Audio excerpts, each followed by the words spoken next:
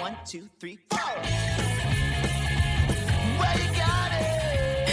Hi, my name is Lanie Hurdle, CAO for the City of Kingston, and I'm going to tell you more about 2021.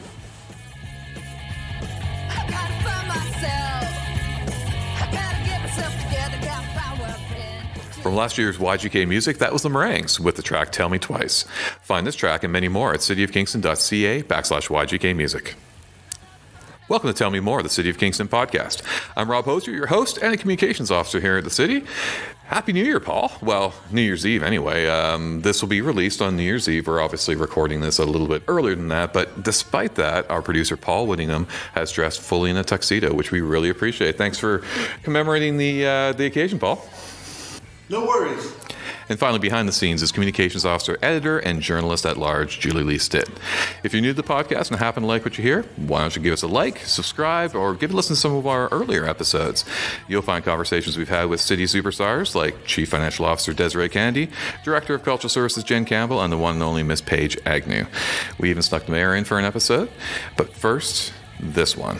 Of course, we have the one and only CAO, Miss Lanie Hurdle.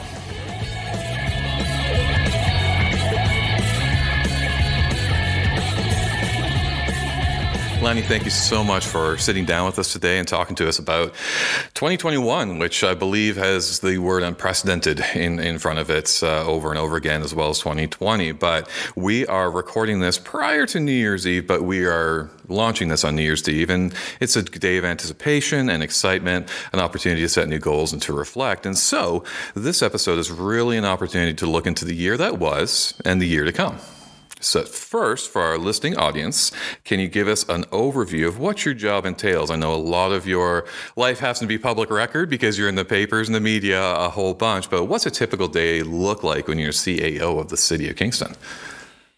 Well, thank you, and I'm happy to be here and chat with you about 2021 and looking forward to 2022.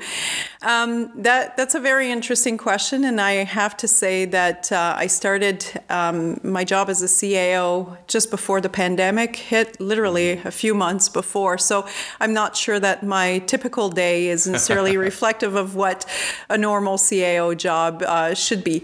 But what it's been for the past couple of years has been a lot of community support, working with our partner agencies and trying to make sure that we have the proper services in place to support our community. And of course, looking at our workforce, looking at our service delivery. So on a daily basis, it's a variety of dealing with issues that do come up within the public, with our community partners, as well as internally, and also trying to advance our council strategic priorities. That is really a focus of mine in my day-to-day work. Meeting people and being on Zoom and Teams and all these platforms, and maybe getting back to in-person meetings here and there, I'd imagine. Sparse, but it happens. So what I've observed in my time at the city is that you're someone who's able to keep a finger on your pulse of what's going on as a corporation, as a city, as a community. So in our minds, there's no better person to ask about some of the most significant events that happened in 2021. What do you think would be top of the list? Well, there's no doubt that the ongoing pandemic has been the top event of 2021. Unfortunately, I think we started the year very hopeful. We thought we were going to be able to continue to remain open to a certain capacity, and with provincial regulations, we quickly had to shut a number of services down. So it was a pretty tough start to 2021 and looking pretty bleak. I think we were able to do quite well with the recovery once things start to reopen at a provincial level, which enabled us to, get back to more of a normal within our businesses and community services as well, including our cultural facilities more recently and our recreational facilities, which have been heavily used, and people are quite happy to be back. So there's no question that this has been top of mind in 2021. I am hoping that I'm not going to say the same thing about 2022, that we will see more of a normal state of affairs in 2022.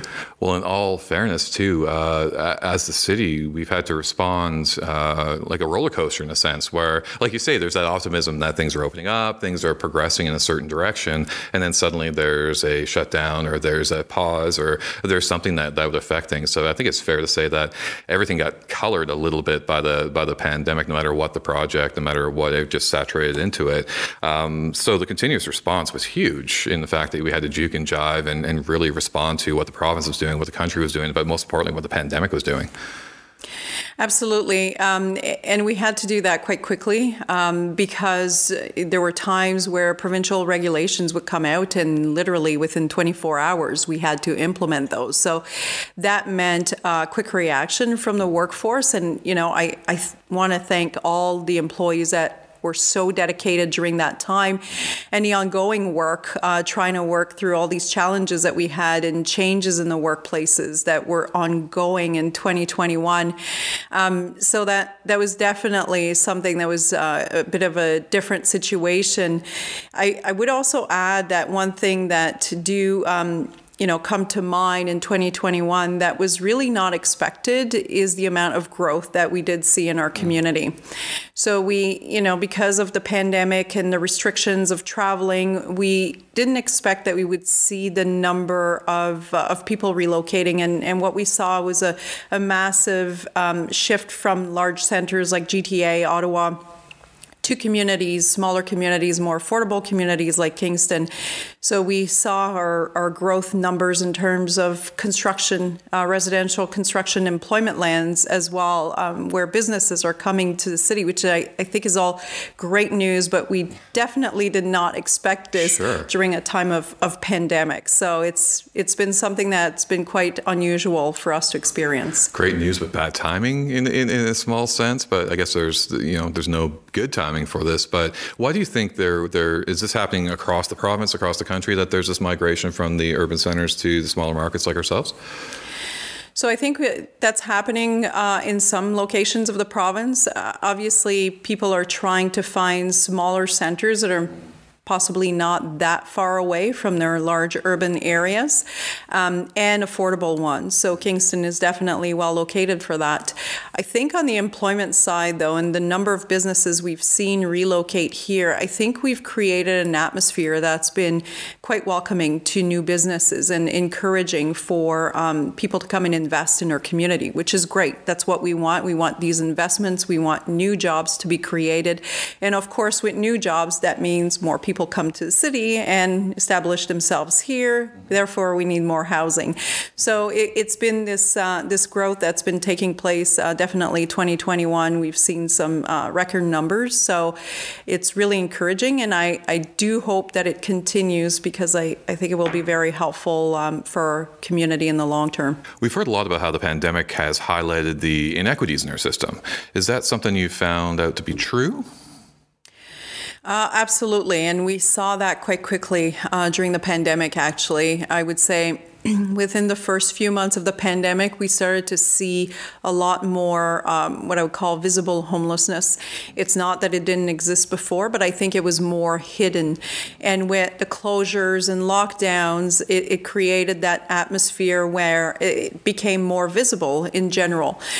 What we also saw was challenges around accessing services, or especially around mental health and addictions, because for a while services were not available in person, etc. So it left a lot of these vulnerable people without an outreach. So we did see really all of these factors combined come together and create this environment where we had a lot more visible homelessness, people requiring intensive services, higher acuity levels of people in the community. So we've been trying to work through that. I think the city is one of the pieces of the puzzle, if you wish.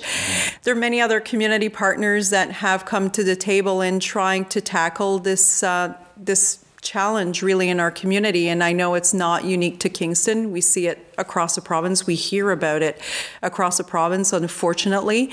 So the pandemic did have something to do with this, but we have been actively trying to address this, whether it's food services that are being provided or temporary additional shelter services that were opened up during the pandemic, self-isolation services as well. And of course, the housing piece is always critical. And this particular council has committed to 239 affordable housing units so far in its term. And hopefully some of them are coming online in early 2022. So hopefully that will create some space, much needed space for people, vulnerable people in our community.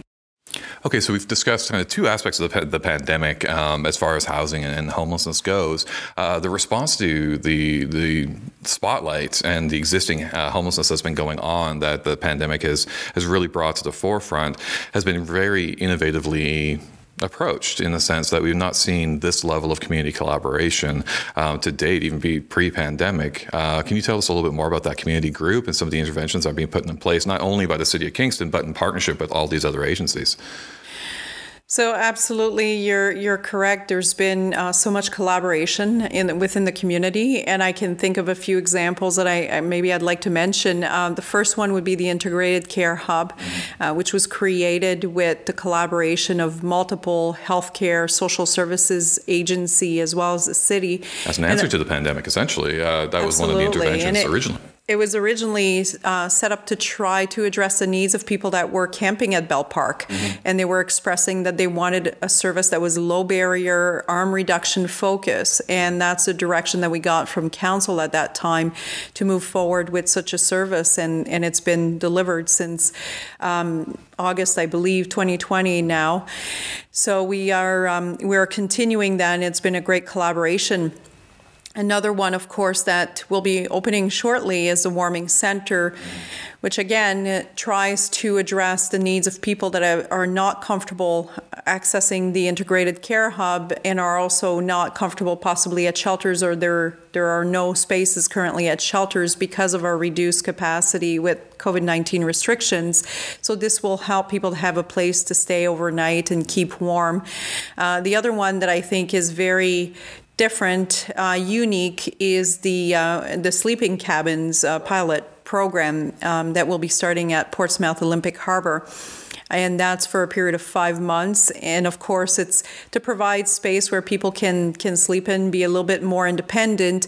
And the key with all of these initiatives are the support services that are provided through the initiative. It's not just providing a space, but it's really providing the space with the supports that people are looking for and need.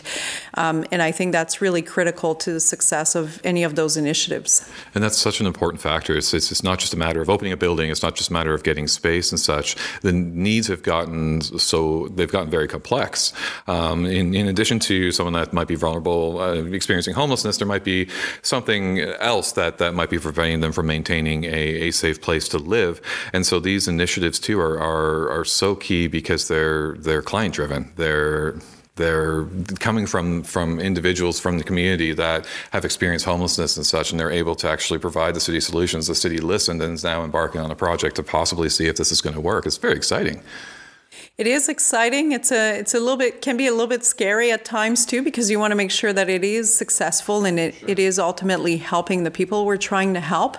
And as you indicated, the needs are so complex and so different that it's really difficult to come up with a solution or even a few solutions that are going to meet all the needs of the individuals in the community. So although we are trying these different approaches, we recognize that ultimately we may not be able to serve all of our community, and we may still need to think about other options because we'll still have people in need.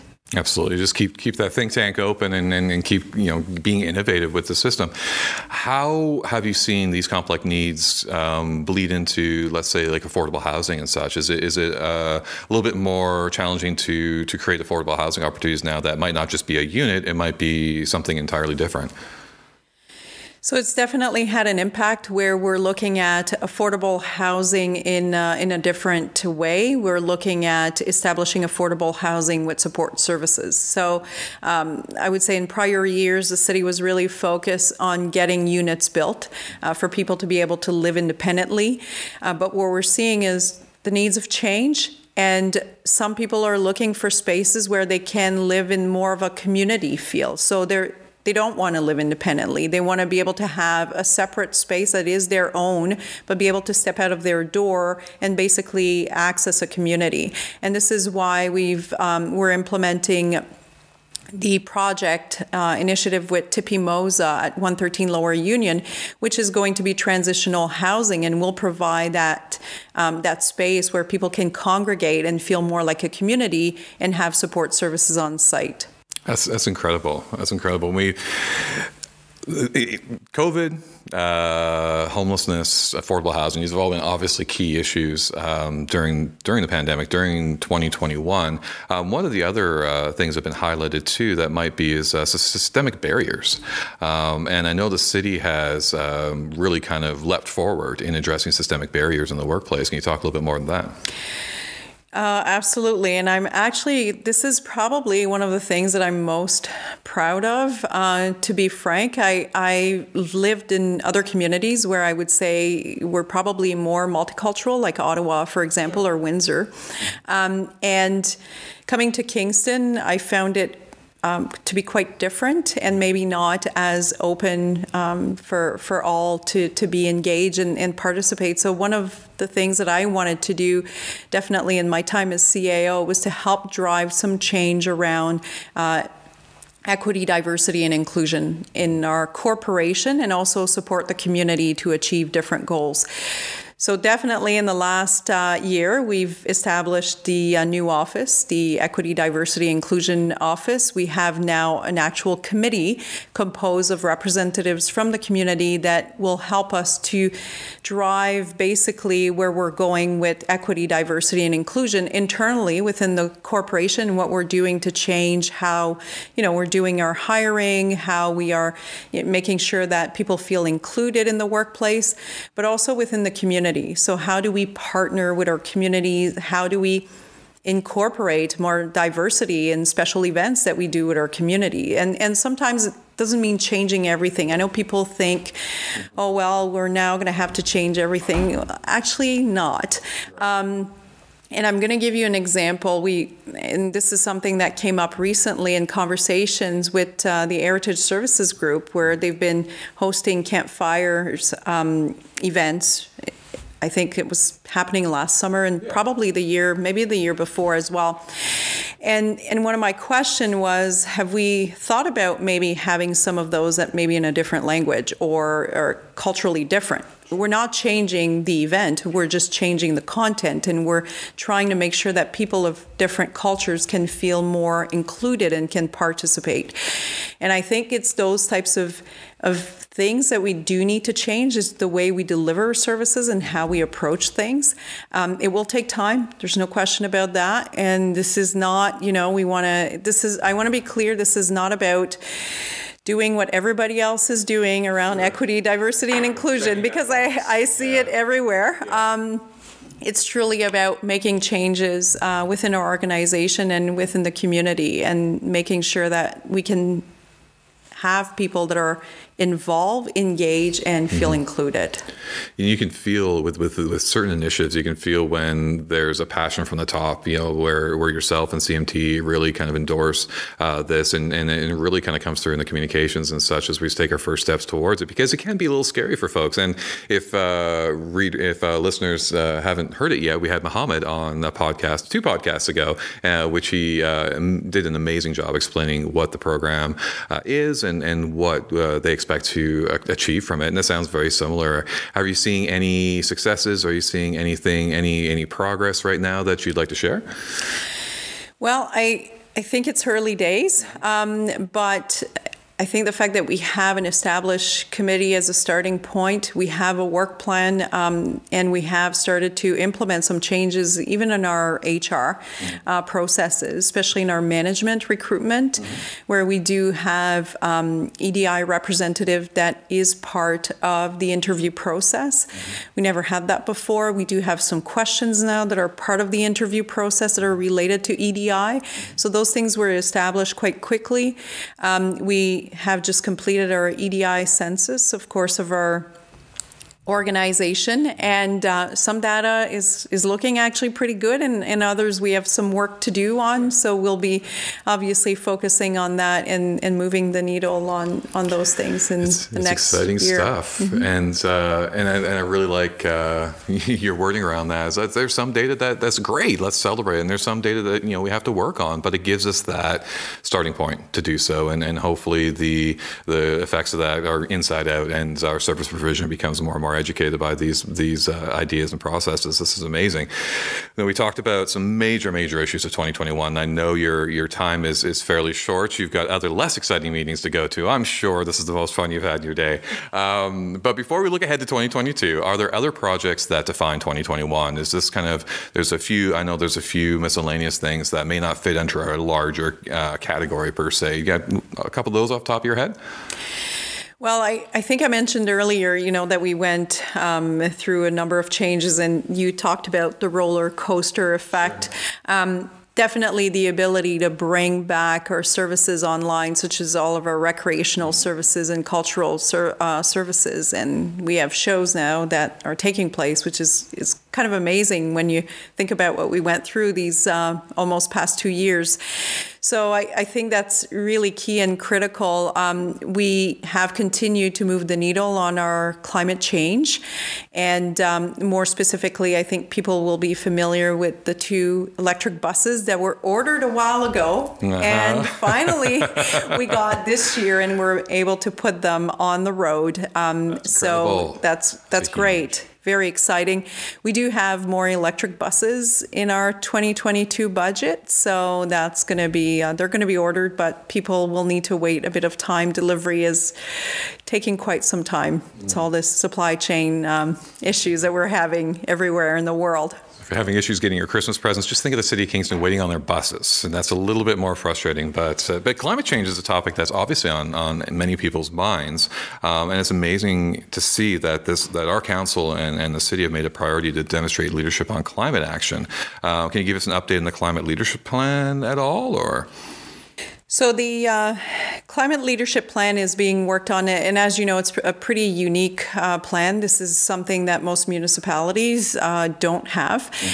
So I think we're quite ahead of the game, which is a great place to be. And it will be coming to council shortly. We're just trying to finalize a few things. There will be a number of recommendations in there in terms of, trying to get us to reduce our greenhouse emissions even further than what we've done in the past, or what we have targeted in our some of our strategic plan initiatives. So I think it's going to be really critical. And the fact that it's coming from the community as well, and the community has been so engaged, I think it's going to be important to make sure that the implementation, the city takes a leadership role, but we also have community involvement and engagement in the implementation.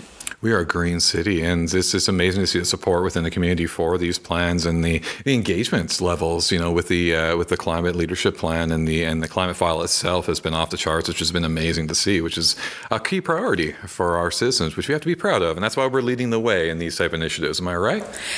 I would say we are doing really well, yes, compared to a number of other communities. I know that in some communities, especially in BC, I think we're seeing obviously a lot of leadership in that regards.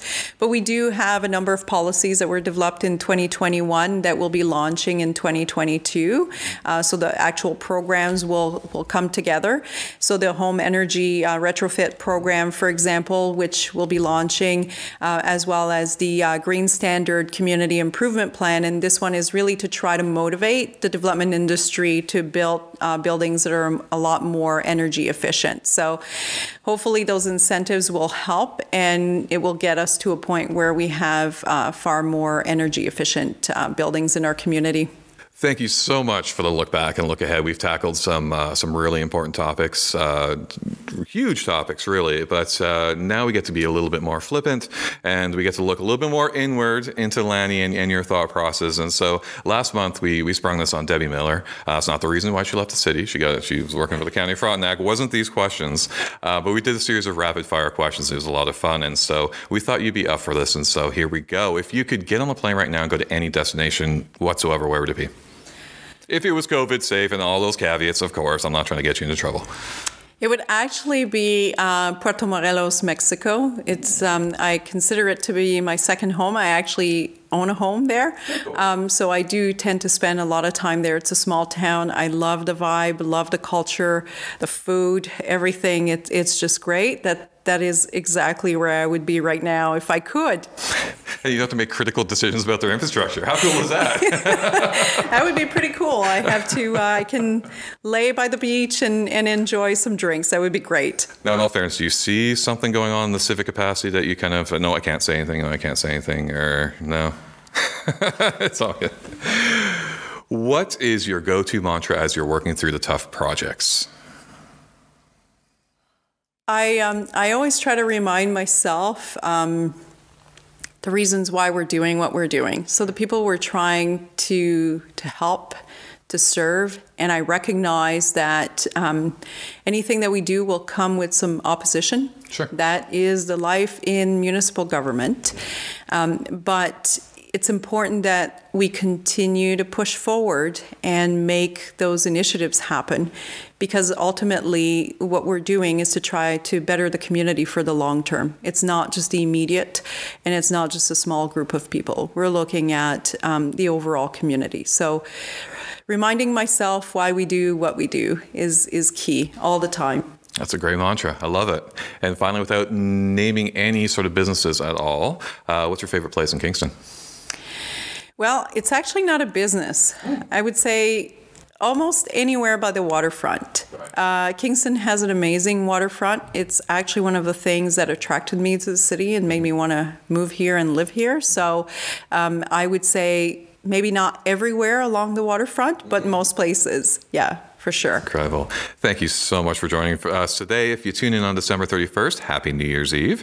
We'll be coming back to you in 2022 with a whole new set of guests and stories to explore in the next session of Tell Me More. But for now, Ms. Hurdle, buenos dias. Muchas gracias. Remember to subscribe and rate us wherever you get your podcasts. If you have a topic for a future episode, tell us more. Tweet at City of Kingston using hashtag TellMeMore, or send us an email at tellmemore@cityofkingston.ca. For more on this episode, visit cityofkingston.ca/podcasts. Tell Me More is produced by the City of Kingston's Communications and Customer Experience team.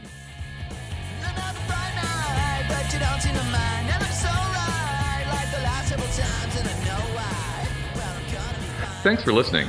Now, why not get involved? Get Involved Kingston is our online platform where you can share your ideas for making Kingston a better place to live, work, and play. Once you sign up, it's easy to follow and participate in engagement opportunities that will help shape projects, policies, and initiatives. Go to cityofkingston.ca and you can't miss it. Paul, are you involved?